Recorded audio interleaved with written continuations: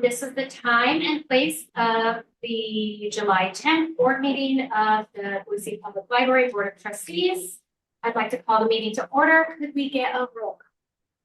Come on. Yes. Funny. Here, yes. Lemons. Here. Wisniewski. Here. Pantera. Here. All board members present. Thank you, Carrie. Do we have any introductions this morning? Okay, right. Yeah, we have James here, our data analyst, who we'll hear from a little bit later. So Welcome, James. Great. So no communications today. First up is approval of the minutes from the June board meeting. Can I get a motion for approval? So moved. Second. Thank you. All in favor? Oh, sorry. Could we get a roll call? Kamal. Yes. Funny. Yes. Lemons. Yes. Wisniewski. Yes. Pantera. Yes. All in favor, motion carries. Thank you. Next up, consent agenda. As a reminder, all matters on the consent agenda are considered routine and may be approved in a single motion. However, if a trustee requests, we can remove an item to be considered separately. That said, is there a motion for consent agenda? Move. Approval of the consent agenda is presented. By second. Second. Roll call. Kamal. Yes. Funny. Yes. Lemons. Yes. Wisniewski. Yes. Pantera. Yes. All in favor, motion carries. Carrie. Our first report is from Friends of the Public Library. Zach is unable to make it today. He did send some notes that Emily is going to share with us. all right, he wanted to provide a couple of updates. They have a fall sale plan for September 26th through the 28th at our Hillcrest location.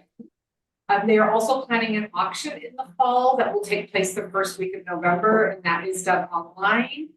And then they're currently exploring an opportunity to do a pop-up sale in early September or October, trying to tie that with some sort of a community event. So we've got a lot of sales in the works for. Great. Thank you. And then I think we have Camille for the foundation here. Morning, everyone. A couple of updates from the foundation. We are holding a bingo fundraiser later this month at the Shrine Social Club. That is formerly the Alcora Shrine Temple, and that will be on the evening of the 24th. So we are excited for that. In addition, we continue to work on several different operational projects. Our next meeting will be in August, and that is all I have for this month. Any questions? Questions for Camille? Okay, thank you so much. Perfect. Thank you. And then we have our director report. Or is Jessica going to do that remotely? Okay. Hi, Jessica. Hello, everyone. Thank you for the opportunity to provide a quick update. First, I just want to tell you where we are in the FY25 budget build. We had a second workshop with City Council in June. And that at that time, the City Council decided to advance the budget forward, and there will be a public hearing about it on July 16th. So I will make sure to send out a link for all of you so you could watch that public hearing, but that will be the next step in the process for the FY25 budget build.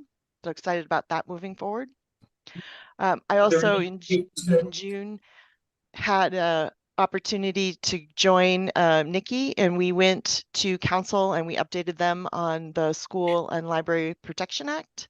And that was a really good opportunity for us to share with the council the approach that the board and the library have taken to the new legislation, and we're able to answer some questions from council, and they were very appreciative really of the support that the community has for the library, and also really the work that the Board of Trustees did with us to make sure we have a very good policy in place. And I'm sure you're all wondering how July 1st went. It was a day that we had really done a lot of work in advance for. So early before we opened, our web team had rolled over and had our new policy updated and the new website with request for reconsideration. So that went live about 8 a.m. When we opened at 10, we had the new policy and forms at all of our locations. And we spent a lot of time answering questions from the public on the first and the second. And since then, we've had less interest from the public. And then, we haven't had any forms submitted.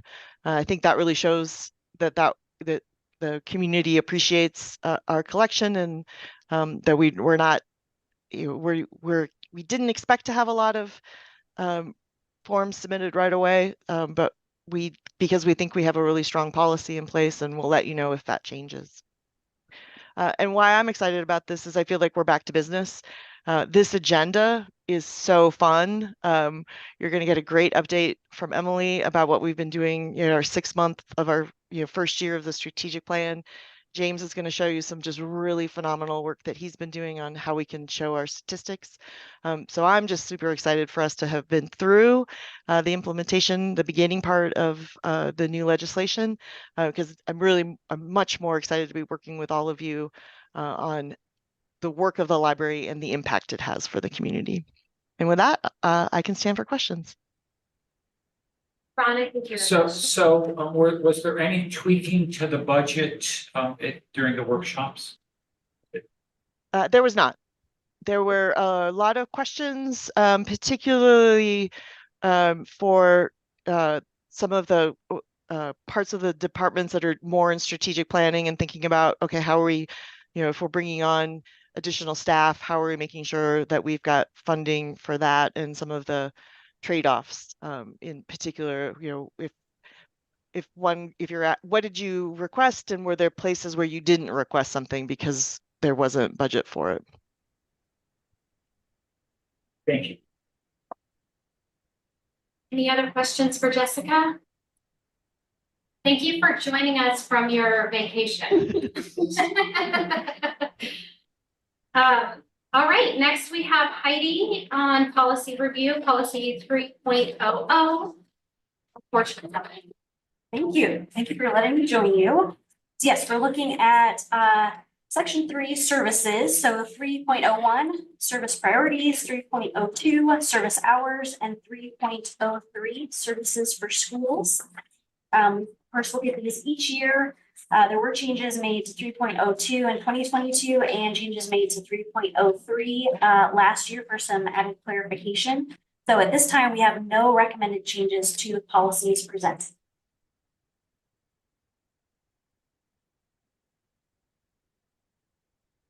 Need to make a motion to accept. There's no. Since there's no changes, we don't. There's no action, it's just a review, or if we have questions or want something reviewed, this is the time of the discussion on that. But I think I was here when we made the last couple changes, so I'm still satisfied. Any other questions on these? Okay, thanks, Cindy. Thank you. The next item is revisions to our bylaws. I'm presenting this one. So this takes into account some changes that were proposed a few months ago by Brian, Ed, and Jessica and her team, together with just some cleanup things that I have found. And just for sake of kind of order, we are providing the red lines now. They do not get approved until next month. So if as you're reviewing these, you have comments, questions, or changes between now and I would say end of July, so that we have time to get it into the next agenda, please feel free to send those my way. I'll give a brief overview of what was changed. So sort of legal basis and purpose. I think it's helpful to note off the bat that we are sort of created by and exist by virtue of a series of statutes, and then that is supplemented by city code. And in both the statutes and city code, it does have quite a bit of detail that normally is in the bylaws about kind of what we do, what our powers are, and how we do a lot of things. So because I don't want to risk, creating conflicts between those laws and our bylaws, most of what this does is reference the code and the bylaws. So I did add in, or I think maybe Ed added in the reference to city code. And then there is now a general power statement that says we can also exercise powers that are not inconsistent with the law appropriate for operation of the library. And then under a lot of this is either cleanup or matching language to what's in the code section. So I did add under policies that we had the power to determine questions of policy. Again, this was suggested by Ed, I think long time ago. But I think that's a good clarification, just in case something comes up where a policy is unclear, how that's dealt with. Other things were already in, updates are just to match to the language. And then under other duties, I did add a few things that I think are germane to running the library, things that we do. And I actually found this in example of a couple other public library bylaws that just says we also promote the library, work with other public officials, work with the legislature on, as relates to the operation of the library. So I think it just kind of helps define what we're doing in practice. And then the other piece that I think is a change, there was some under election, there was language that said no officer shall serve more than 2 full consecutive terms. That had been interpreted multiple ways. So one, you can't be president for 3 years, for example, but I think it also has been interpreted to say, like, if you were vice president, then president, you couldn't be an officer the next year. So because we only have 5 board members, I think we just need more flexibility than that, and that's why we removed it.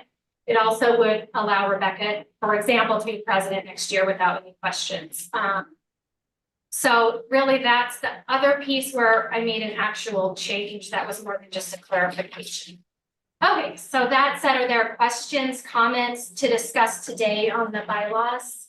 Yeah, being the new person, the question I had was the decision way back when to have 5 board members versus 7 or 22 or whatever. No, that's in city code. That is something that is our decision to make. I'm sort of curious. 5 is comfortable in the sense that it makes it really efficient to run an organization with 5 members. But you just sort of spoke to some of the difficulties of, oh, I'm out of town. So, even just getting a quorum can be problematic when there's only 5 versus 7. And I would say an odd number is always good, just in terms of. Are you looking at this? I know it's in one or the other, but I can't remember if it's in the statute. It's in Idaho code, so that's not something. The other piece I was looking at is possibly adding an officer. And that I think we'd have to change city code too, because that's come up too, just if like Rebecca and I are both on. There's no other officer. So I left that, but that's another thing to look at. But I don't think we could feasibly change the number of board members. State statute. So I had a few other comments if no one else is eager to join in at this moment. First off, it's coming along. I think this is an improvement over the current, and I have some thoughts on how we can make some additional clarification. First on Article 2, there's a section, there's Article 4 deals with officers, Article 2 deals with trustees. And it would seem to make sense to entitle Article 2 trustee selection and appointment, as opposed to just selection and appointment, to clarify that one is about trustees and the other is about officers. And there was some language in the existing bylaws, on term of office, and it read, trustees shall hold their office from appointment until term expires and until successors are appointed. And that got removed in the current version. I was in favor of keeping that primarily because last June, we had 2 resignations, and that left us with only 3 trustees to get through 2 board meetings, July and August. So I immediately wrote the mayor and said, we need an accelerated selection of trustees, we're in danger of not being able to execute the city's business relative to the library if one person is absent. And she did accelerate it, and we got Ron and Reshma for August. But July was kind of touchy, and I think there was one point where either Nikki or Rebecca were planning to miss the meeting and made some last minute changes to their schedule so they could come and we could hold the meeting. And it seems to me retaining the language of or until their successors are appointed is helpful in getting through such sticky situations. So, it's based on a real life example too. I was really worried that we were going to not be able to hold one or both meetings, and it worked out just fine.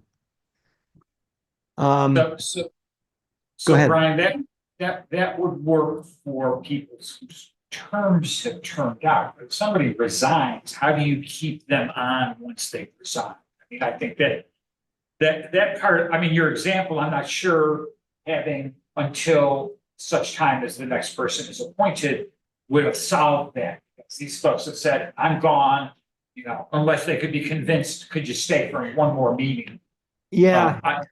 I'm trying to, I mean, clearly, if you come to the end of the term and you've got a mayor and council who are slow on the uptake and haven't done their work.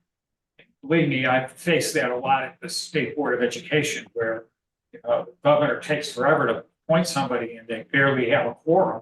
So I can understand that notion of keeping somebody on until such time as the next person is appointed. But yeah, and just their calendar, the city council calendar is often so busy that they have trouble fitting all the business in. And so delays can occur. But I will say the mayor was pretty responsive about accelerating it when I highlighted our issue. And you're right, the sticky point is when people resign. And I suppose we could, at least it enables you to have a conversation. Can you stay until your successor is appointed? And then there are situations where, for example, someone moves out of the city of Boise, say the Meridian, they're immediately disqualified. So these things can come up on short notice and put you in a very awkward position. The fact that we had two at once made this really difficult. One at a time is manageable. Thanks, Brian. I think, Ed, can you look at that and just see if we can? I think it was in there before, so I'm guessing we can, but I'm wondering about if their term expired at 5 years, can they still actually stay on? Like if mayor took like 6 months, if they're only allowed to have a 5-year term? And then if they move and they're disqualified, would they be able to actually stay until? You can have two. You can have two terms. Well, I guess they need at the end of their second term. Yeah. Yeah, we can take a look at that. Just make There are sure. different scenarios, and so that might be, How we have to phrase it or, yeah, we can okay, tailor it. okay. Thanks. Others? Okay, I had a couple of other things on section 2, the trustee section. It doesn't mention appointments to complete an unexpired term shall be for the remainder of the term only. It opted for some language. We'll follow a process established by the mayor. I think it says something like that. I thought it was useful to have that language about the unexpired term. And the section on Article 2 on trustees doesn't have specific language that says your residence must remain Boise. And there is some mention of that in Article 4. As an example, parenthetically in Article 4. But Article 4 is about officers, meaning the president and the vice president. Article 2 is about trustees. And it seems appropriate to make it clear in the trustee section that it's a condition of serving in the role that you're a resident of Boise. And then moving on to Article 4, both Article 2 and Article 4 probably ought to have vacancy and removal from office sections. Article 2 does not have the length of term for vacancies that we already discussed. And it does not have removal from office. Article 4 has vacancies and removal from office. And so jumping to Article 4, the second sentence in Section 3 is poorly worded. I think it should read something like, from the time of the vote until the next annual election of officers. That's the term that someone who's filling a vacancy will serve. But it doesn't really read and say that. This is the term of the vacancy filling clause that we talked about earlier. Appointments to complete an unexpired term shall be for the remainder of the term only. And then in Section 4, removal from office, the first sentence is clear, but it doesn't mention by majority vote, that an officer can be removed by a majority vote of the board. It just says something about. Well, any board action has to be by majority vote. Well, that's under voting. Let's see. So you're saying it would be a majority of the board regardless of like who's present at the meeting? So a different process than general voting? So in the Section 3 vacancies, it says vacancies occurring in any office shall be filled by a majority vote of those trustees present. In the removal from office, it says. It's Section 4 when the board votes on an action. Say that again. So Section 4 under Article 5 addresses board votes and says an affirmative vote by the majority of the board members present is necessary for any action of the board. Okay. So then for consistency, in Article 4, Section 3 vacancies, the first sentence says, vacancies occurring in any office shall be filled by a majority vote of those present. Either we need that or we don't need it because it's made clear in another section, as you just indicated. Okay, I'll change it so that 3 and 4, the language matches. All right. And then the last part was, let's see. The second sentence in Article 4, Section 4 addresses board members, trustees. And this section is about officers. So it says, the second sentence reads, in the event of a board member becomes disqualified, i.e., in parentheses, a board member ceases to be a resident of the city of Boise. That's where I was mentioning this parenthetical comment. The board member shall be deemed removed and a vacancy be created. So I can move that to the other section. Yeah, I think that's where it belongs. And it covers in that section, in effect, both a trustee as well as an officer, because if as a board member they're disqualified for office, that of course means they're disqualified for office as officer. So just to be clear, are both regular members and officers can be removed, can be disqualified, removed for because they're no longer a member of the city or because of other appropriate. So I don't know exactly the question you're asking, Ron, but the fact that you're asking it leads me to reemphasize, I think that the vacancy language and the removal from office language both should be in section 2 and article 2 and article 4. I think for clarity, it helps a lot.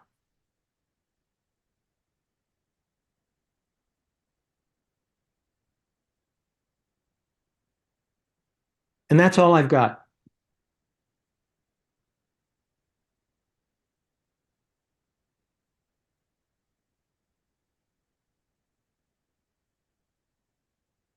We'll look at that, okay? Because there's language in the state statute we need to be consistent with too. I don't know what if that was directed at me. I'm having a little trouble hearing you, Nikki. We'll look at the vacancy and removal provisions in both sections. Okay.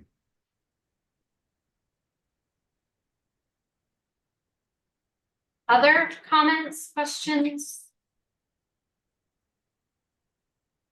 Okay, so I'll take those and work in those changes, and then I've asked Ed to review everything to and bring it back at the next meeting.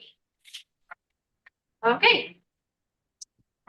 I think our next item is an update on the strategic plan by Emily. It should be. Gonna be clear. Yeah. All right, well, I'm excited to get to share, should I be clicking something here? Yeah. I'm excited to get to share an update. We are, if you can believe it, 6 months into our strategic plan implementation, which where did the time go? My goodness. So wanted to bring that back in front of this group and talk about what we've been doing as far as implementing our strategic plan. Just so you know all the cool stuff happening. Can I click that? Okay. I'm good. I might have to start. There we go. Okay. Clicked too far. You went too far. Are you clicking for me? That's your first read. Okay.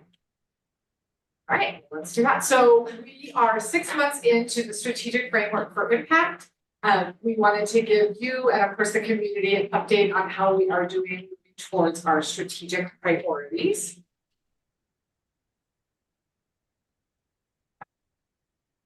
All right, I'm in business. Okay.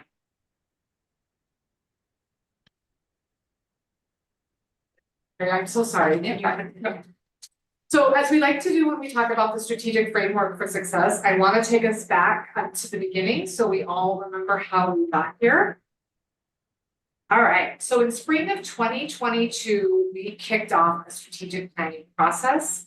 We wanted to start by listening to those who have an investment in the library, our community, our staff, the city, and really hear what they wanted and needed from the library. If you remember the spring of 2022, it was a really interesting time. We were coming out of a pandemic.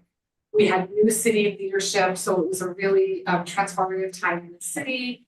We were coming off of the failed main library project. So it was a really interesting time and a great time to reach out to the community and ask, what do you like about the library? What do you want from the library? What can we do to support our community? So we embarked on a really robust listening process that lasted for quite some time because we wanted to make sure that we were listening and hearing what our community needed from us.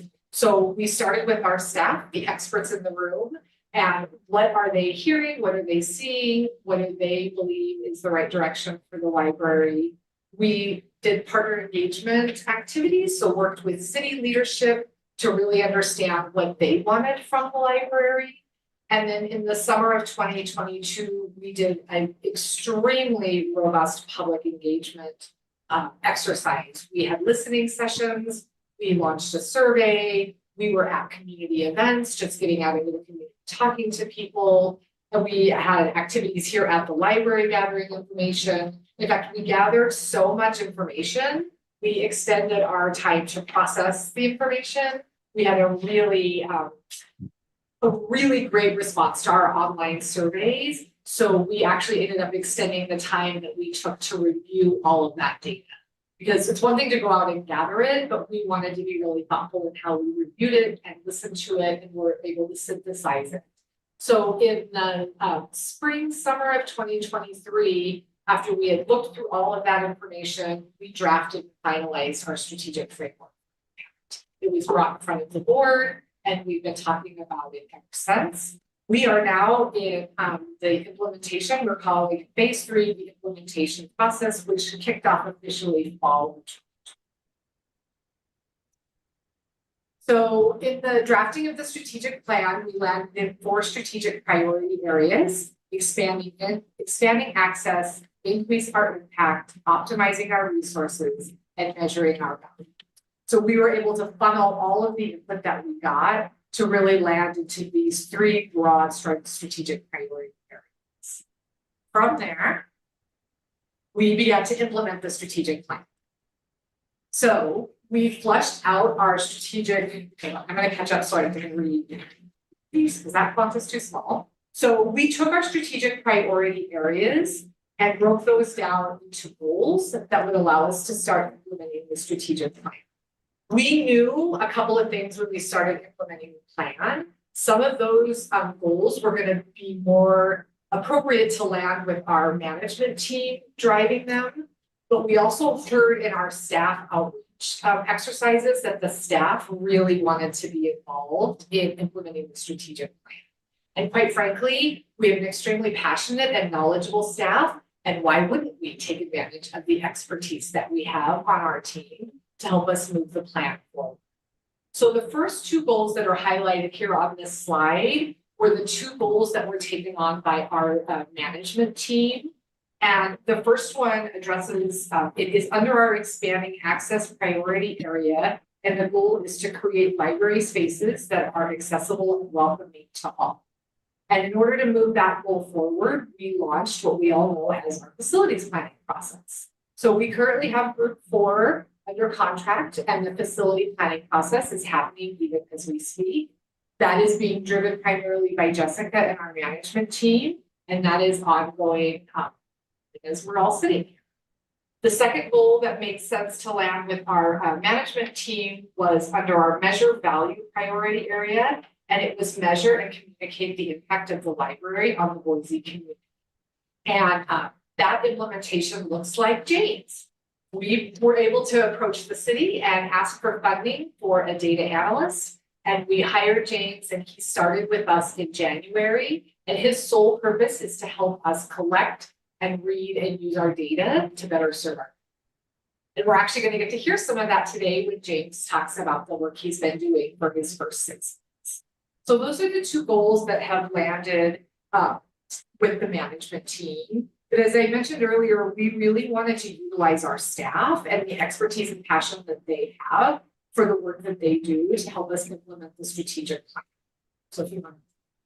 So we were really excited. We did a lot of discussion and research on what is the best way to utilize our staff to help implement the strategic plan. And we landed on a process called strategic doing.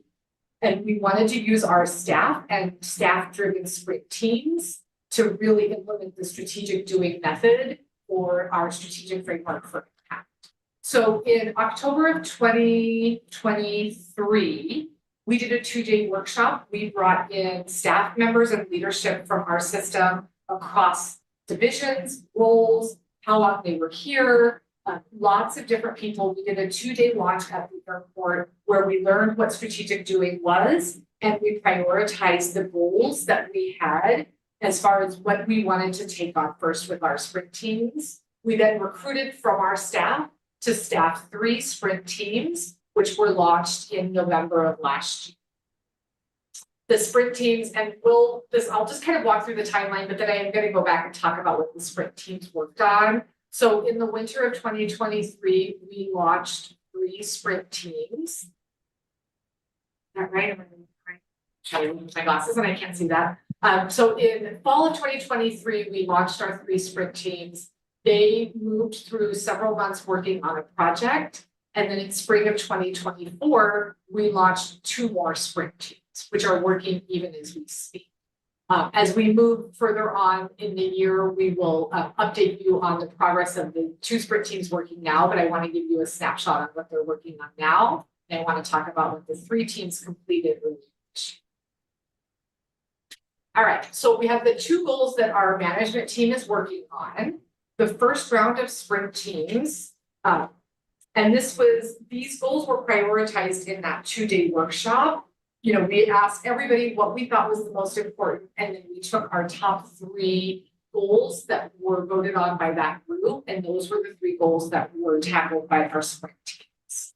So the first sprint team, and I'll go into a little more detail on what those projects look like, but the first sprint team wanted to address under strategic priority for expanding access. They wanted to address the goal ensuring that every community member has access to library materials in a format that works for them. The second sprint team fell under our strategic priority to increase impact, and they chose to tackle the goal strengthen connections with community organizations. And then the third sprint team landed under our strategic priority to optimize our resources, and they chose to tackle the goal of investing in a highly trained well-supported workforce. So just to give you a quick overview of strategic doing, it is an extremely agile and iterative process, and it really follows the model of using a large framing question, which takes the goal and really just expands it to be approached from any single direction. And then the sprint team, using the assets of that team, create a project to work on to move the goal forward. And it really follows the formula of you act, you stop and review, you adjust, and you act. Stop and review, adjust, and act. So we liked this process for a lot of reasons. One, it lets us start to take action right away. So we're not spending 6 months planning and then having to adjust. We get to start moving right away. But it's also a great leadership development opportunity for our staff. And again, it just allows us to access the expertise that we have in order to move the plan forward. So to talk a little bit more about what those sprint teams actually accomplished. So the first sprint team, expanding access, their big framing question, and this is what they used to drive their work, was how might we ensure that every community member has access to library materials in a format that works for them? So what the sprint team ended up coming up with is a brochure that will be given to all new card members when they open their library card. And of course, any other library user can access them as well. They're intentionally printed on paper, so everybody has access to them. There's no technology barriers. And it just helps to highlight some of the services that the library offers that people may not realize. One of the things we heard in our strategic planning information gathering is we do a lot of stuff, but not everybody knows what we do. So these particular materials will really highlight some of those services that are a huge value add to the community, but people may not know that the library offers. Those are in the print shop now and will be available as soon as we can get those printed and out to all of our locations. So it was really exciting to watch that group work to really address making sure that everybody has access to the materials. So you can't access the service if you don't know. So that was what that first sprint team worked on. Okay, we are synced. The second sprint team, under our priority area of increasing impact, their framing question was how might we strengthen connections with community organizations in order to make additional resources and experiences available for more Boiseans. So they chose to research other community partnership structures within libraries. How are other libraries working with their community partners? How are they managing those? How are they best leveraging those, prioritizing them? Their end product was a needs statement to the benefit of having a more formalized community partnership structure. How could that look? And actually providing some amazing examples that other libraries are using to manage their partnerships. That was their end project. That work has now been handed off to our leadership team, who is actually drafting that community partnership guide. So we will be better able to manage our partnerships moving forward based heavily on the work that this stuff is. Our third sprint team, optimized resources. Their framing question, how might we ensure that every staff member is empowered through high quality training and support. Just a side note, this specific goal was by far the most popular goal in our voting. Everybody wanted to make sure that we were addressing this. And as you know, it is a broad, that could go a ton of different ways. So this team ended up doing a really robust data collection process with our staff. What would you want out of being supported? What does that look like? How does that work? Is it professional? Is it personal? Is it fun? Is it relational? And their end product was a very robust outline and schedule, heavily influenced by our staff for what I am calling, they use affectionately, the greatest staff in service data. So that is scheduled for October 19th. We have now an ad hoc committee that is planning that day based on all of the input gathered from this team. So it is heavily embedded with our staff voice and what they wanted out of that day, and students. So those are our first rounds of sprint teams, and that's what they did in their work. As I mentioned, we currently have 2 sprint teams that are launched now. So our second 2 sprint teams have tackled new projects. So the first sprint team falls under our increased impact area, and they are addressing the goal, elevate literacy and lifelong learning for all Boise residents. And then the second sprint team that is currently working, because this supported staff work is such a heavy lift and so critical to our operations, they wanted to continue to work on that and just take a different approach. So the second sprint team is under optimizing resources as a strategic priority area, and they're working on the invest in a highly trained and well-supported workforce, just like the first team was. So they're just taking it from a different angle. Go carry to the next slide. So these teams are both still in process, and because strategic doing is so iterative, their projects could look really different at the end of this sprint team cycle. But right now, the Elevate Literacy Group is working under the framing question, how might we ensure that library plays a leading role in meeting every Boise's literacy and lifelong learning needs? And they're really exploring how we can work to really support early literacy. So that pre-K work, and how can we unify that with what we're already doing, maybe provide some additional tracking or support, but really focusing in on early literacy, which again, we heard very loudly in our strategic planning data collection that the community wanted us to play a lead. So it'll be fun to come back at the end of the year and talk more about where they landed on that, but that's the direction that this group is taking. And then the second group, our optimized resource group, again, using the same framing question, how might we ensure that every staff member is empowered through high quality training and support?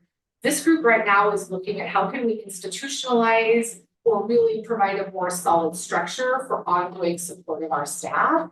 And what would that look like? Is that social, emotional, birthday cards? Really, how can we do something that's sustainable and long-term and really embedded in how we are structured now to ensure we're supporting our staff? So I'll come back at the end of the year and let you know how both of those go. One more slide.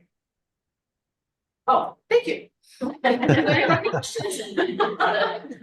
So in the first 2 priorities that the management team had, there was this one that it was addressed in terms of staffing or in terms of these, the 5 teams that are out there. It seems to me that I just sort of look at trying to actually, there's certain things that can be done internally using internal resources, knowledge, expertise, et cetera. But at the end of the day, there's going to be some need, I think, to invest funds. Whether it's training, there's a certain amount of training you can do in-house with, more experienced staff training, less experienced staff. But, there's also some ways you need to go out of house for buy training. And I wonder whether or not there's sort of, as part of this process, at what point do these teams be able to go back to management and say, okay, we've come up with these great ideas, but it's gonna cost us $80,000 to do X, Y, Z. How do we build that into the budget, or do we make it a special request? So I guess you speak a little bit to the fiscal impact of the 5 teams as they move forward to try to implement these things. So you're right, and that was part of how when we were originally kind of looking at the goals, that is why the 2 landed with management team. There was obviously a budgetary impact that needed to go there. But one of the really great things about strategic doing is it leverages the assets at the table. So I can't offer anything that I can't help make sure happens. So the scale of the project would be reflective of the assets at the table. So once we get to a point where there's a budgetary impact, that is beyond the assets at the table for that.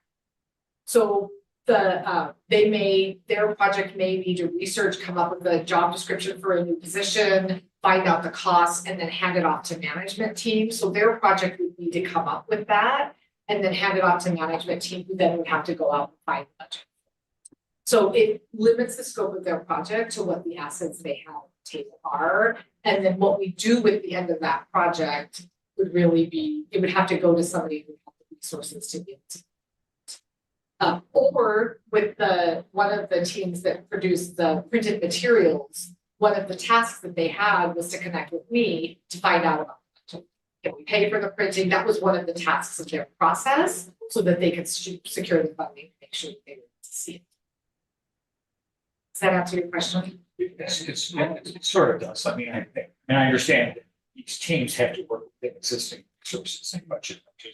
I just think they're tackling some pretty big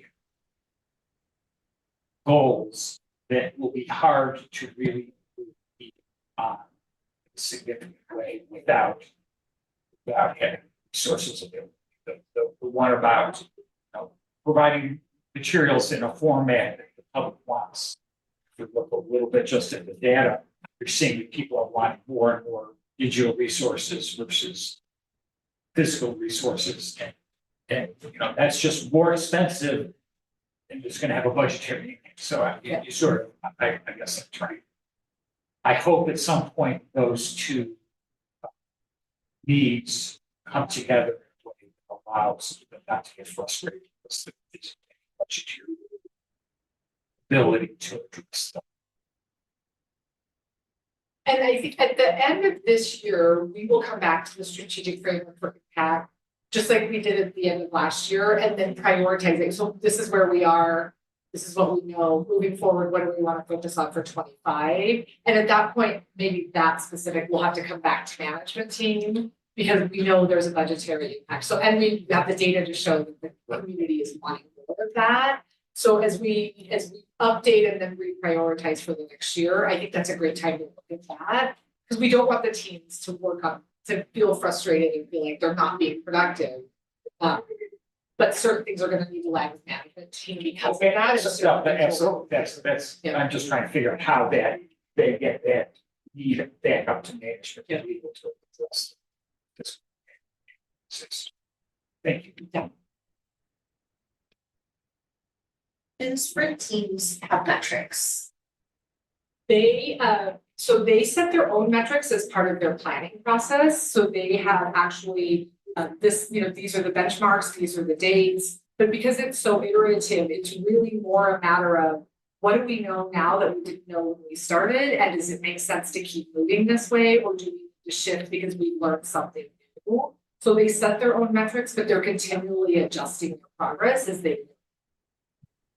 It's a really interesting process to watch.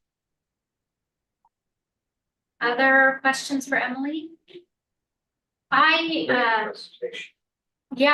really appreciate the presentation, and I really appreciate just the thoughtful, intentional action to implement the strategic plan. And in my experience, I've seen a lot of strategic plans get done and then like nothing happens. So I'm really impressed by just the intention of it. And I know this at a lot of different meetings about how a lot of different things are doing tie directly back to those initiatives. So I appreciate your and all the stuff. Thank you. Okay, so James, you're up, and I think everybody is really excited to hear all that you've been working So I'm going to kick James off before he jumps into the data. So we brought James on in January. Again, part of our strategic initiatives to measure our impact. So James came on in January. And I want to just talk a little bit about, so today what we want to do is share with you what we're doing to help ensure our data is accurate and consistent and correct. We want to talk a little bit about some proposed changes to how we present data to the board for fiscal year 25, which would start in October. And then we also are hoping to get a little bit of feedback from the board on the cadence. What's the right pace or cadence to look at the data, discuss the data, things like that. So for the next three, oh, I'm sorry, Karen. That's gonna work. Okay. James, can you move us forward? Okay. There's everything I just said, so see, it's legit. So just to kind of recenter us, the purpose, and we talked about this a lot as we worked, James and I, Jessica and Carrie have worked on some of these, some of the changes we'd like to propose today. But the reason we include our data and statistics in the board packet is obviously we want to report to the board and the community what's happening with the library, what's our usage and what's going on here. We do want to be able to track progress towards our strategic goals and objectives, so the data will help us do that. I'm always looking for changing new or changes in trends that are going on that we can adjust or make, that we can use that information to help us better serve the community. And then there's always the exciting annual report to the Idaho Commission for Libraries. So we are collecting data for that report as well. But really, we kept this kind of front and center as we looked at the data. How can we better accomplish these goals in a new way now that we have James's expertise? So the goal today is to review the statistics that we're going to be sharing in 25. We've actually broken it into chunks just to make it a little bit more manageable. And I'm going to take a pause and say, we want to make it more manageable, but also James is our first data analyst that we had at the library. So we have a ton of data that comes from a lot of different sources. And I am learning a lot about data through this process. And it's not as easy as just pulling that in and producing a report, or like it's not. So one of the heavy lifts for James early on is accessing all of that data, verifying it, making sure it's accurate, and then putting it in a format that will allow us to put it in our citywide data mart so that we can access it and pull it more regularly. And that is a lot of work to do. So I'm going to steal your analysis, James. So today, data is like a cake. Today, you're going to look at the frosting, but inside there's all the work that goes into making a cake. And you don't necessarily see it because the frosting's on the outside and it's really pretty. But James is in his office whipping up a cake, and it's really getting all of that data in a way that we can use it and pull it regularly and automate a lot of our systems. So it's a much more efficient process moving forward.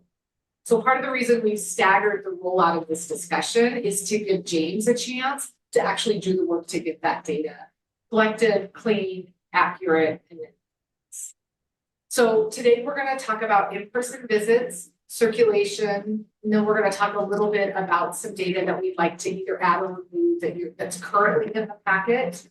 Next month, we're going to talk specifically about our reference data, and then in September, we'll bring meetings and programs data here.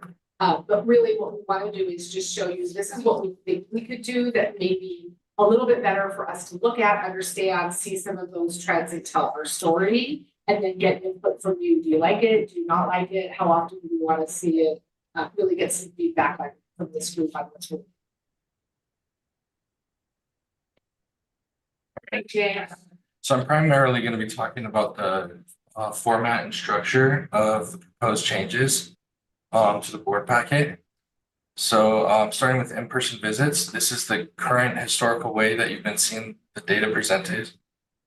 This is an example from patron count.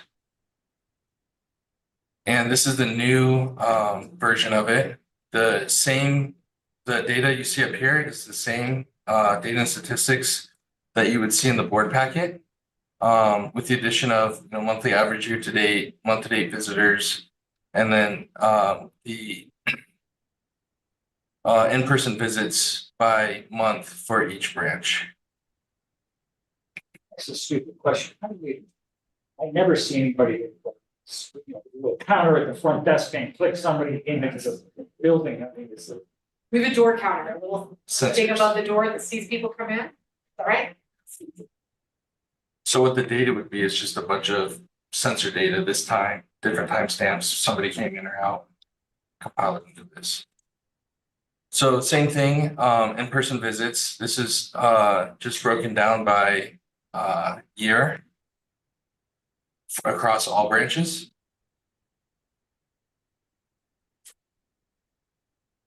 Then we have circulation, starting with physical circulation. This is what it looked like previously. And then here are some changes that we'd like to make to it. So this is physical circulation by location for fiscal year 24. Broken down by branch and then further broken out by checkout type. So self-checkout versus the leap checkout. We have physical circulation by audience. So adults versus teen versus youth at each branch, including home-based services. And then the total physical circulation for the fiscal year across all branches. And then we have physical circulation for fiscal year across all branches by each month for the fiscal year. And then we get into digital. So we have digital circulation by month for the fiscal year, similar to the physical one we had. This is for all branches. We have digital circulation by format. So this is e-audio, e-books, e-magazines, etc. Broken down by month. And then we have a comparison between the physical and digital circulation to get an idea of where they are relative to another. And that's for the fiscal year 24. So some statistics we plan to remove. The Polaris catalog section. The interlibrary loans and interlibrary borrowing. Reciprocal borrowing statistics. New cards issued, which will be actually replacement. And statistics we plan to add, this is the replacement here, is active card holders. This is a current snapshot of active card holders based off their expiration date of their card. And then a summary of all across the system. So for discussion, we'd like to get your thoughts on what thoughts you have on the proposed changes and what thoughts you have on cadence for reporting. Well, the graphical presentation is really nice. I got used to looking at the tables, but it was a lot of work to get to the point where I was used to looking at the tables.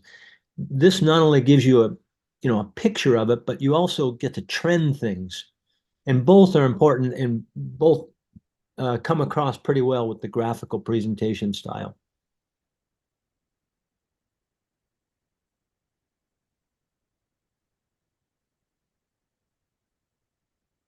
Agree. I think just the readability of it makes it more likely that I'll actually look in detail at some of these things versus a wall of text. So I really like the visualization. A question that Ron asked earlier sparked a thought in my mind. This started with over a year ago when I was working with Jessica on presentations to the legislature around the restrictions on the library activities relative to certain books. And I wanted to make the point that based on the number of challenges that the library was performing at 6 Sigma, which is an international standard of excellence that the best corporations in the world try and achieve. But I wasn't sure that I knew exactly the meaning of circulation. So I called up Carrie and we walked through step by step, what is circulation? You know, is a renewal circulation? You know, there's all little things that can disturb the number if you're not contemplating them properly. And it might be worthwhile to have a glossary of all the terms that are presented in the statistics so that people can really work to understand them if they need a little help understanding them.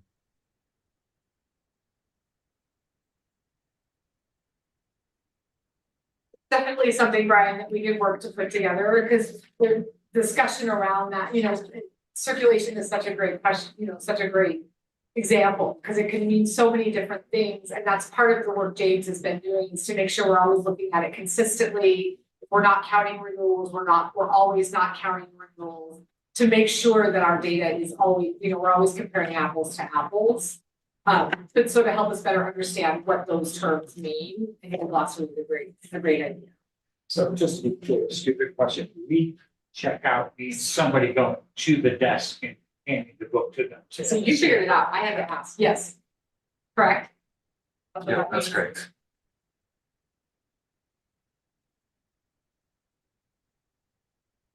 As far as cadence, I think I appreciate the general, what you're proposing to be in the monthly report, like the circulation and those things, and then I don't know if it's helpful. So you already kind of build in, like I know Kathy's roughly every year done something on how collection works or how circulation works or how digital. Maybe it makes sense to have a little bit of deep dive into statistics where they fit with whatever the presentation is. We can see how, like, for example, the circulation and digital materials may be helpful to that discussion. But I don't have any particular thoughts on cadence other than I like what we've seen so far, and that the graphs make it easier to identify trends.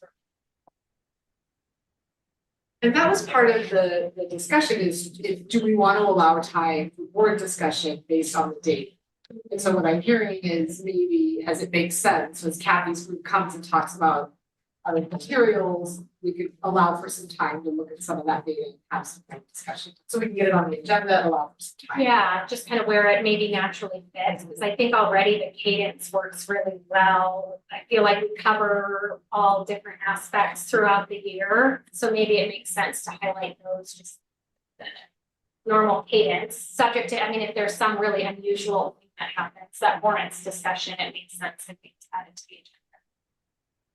I guess I would like at least want to see longer term data. So in terms of circulation, and actually, it'd be nice to know over the last 5 years, what is the trend? Just one thing to see month to month data or even year over year data, but looking sort of over a long term gives us as a board a better sense of the trajectory of the trend. I wonder if it makes sense to do that when you're creating the annual report and you bring that to us. That seems like a good time to just talk through the overall longer term trends and how things are looking here. I know it might be hard to go back. Yeah, So maybe I'm 30 minutes careful you're not going to ask for, but you to, yeah. oh my God, I can see somebody say, oh, I gotta go back, you don't know how much handwork it was to get this data to begin with. So I'm cognizant of, I don't want to make like miserable, just moving forward, it would be nice to get the longer term trends. And I think we can certainly move for that, and I appreciate you saying that, because we do, our vendors change the way that they are sharing data, so we may not be able to do it across the board. But, maybe if we align it, if we present that annual report, we allow for some time for some deeper dive into some longer term data. I think even discussions about connecting the data to some of the other components, like the strategic plan and like the facilities plan.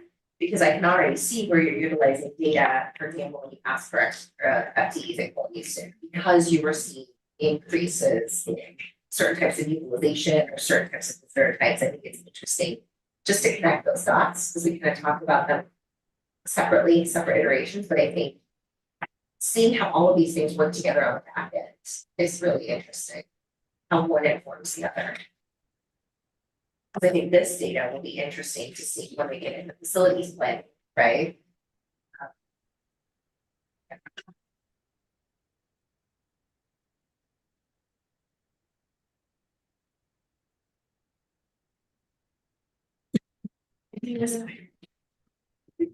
Any other comments? Is it easy to pull it like this every month? If we ask for it every month? It's, the idea is to make it easy. Right now it's not. I've got to work with the data team at the city. And they're kind of backed up with all the data analyst stuff they're serving. So, there's a process to doing that, but we're in the process of trying to make it as easy as possible. Once that process is set up though, it should be automated and very easy. So. Which is why we're starting this conversation early, because this really is a launch for next year. So hopefully we will, that's some of the work James is doing now, is to get that more automated so we can generate some of these every month. Just really kind of refresh and upload. So yeah, that work is happening now to make sure that it's easy to be able to share them. Thank you so much. Okay, next up is selection of trustee to review payment vouchers. It's my turn and I'm available, so that should be fine. And our next regular meeting is August 14th, 2024. Any conflicts? I will be unable to make it. I'm on some travel, a bucket list trip for the first 3 weeks of August. Okay. So that puts us at 3. Guys. I'm available. Okay, so we'll have a smaller group, but our August meetings are often smaller, so for this very reason. So if anything comes up though, Rebecca or Rob. It's the first day of school, I can't go too far. I know. Okay, with that, I would entertain a motion to adjourn. So moved. Second, all in favor? Aye. Okay, this is adjourned.